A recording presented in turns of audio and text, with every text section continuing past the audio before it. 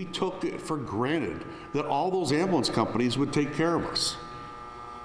Over the years, those ambulance companies have folded, gone out of business, left our county.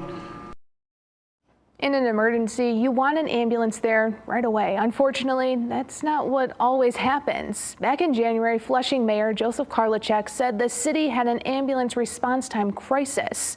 As a result, the City Council voted to start a non-transport service.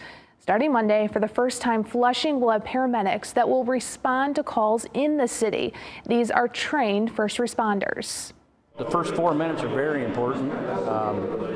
The brain starts to die not long after that, so you got to get help to them as quick as they can. And sometimes we're waiting, 15, 20 minutes for an ambulance, and that's just way too long. Jim Michael is the Flushing fire chief. He says this will make sure they are getting to people who desperately need medical attention if an ambulance is not available. Flushing is the first community to do something like this. We started running out of ambulances, and I started to have to request mutual aid.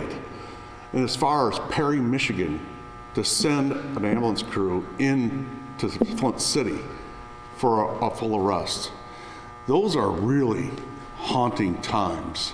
And when seconds and minutes count, Tim Jones, who is the director for Genesee County 911, says calling for an ambulance that's 30 miles away isn't good. We went from 12 ambulance companies now really down to 4 ambulance companies in this county. Everybody in the day had an ambulance. Every funeral home had an ambulance. This non-transport unit will have 2 people responding. They will be able to stabilize a person, and then if that person needs to be transported, an ambulance will arrive.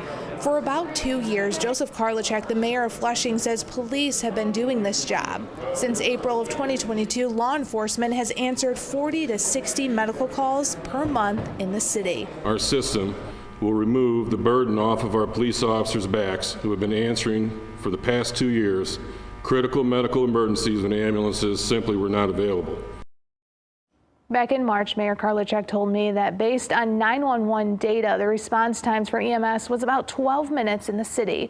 With this new program, they say within 4 minutes, a trained EMT will show up and provide help.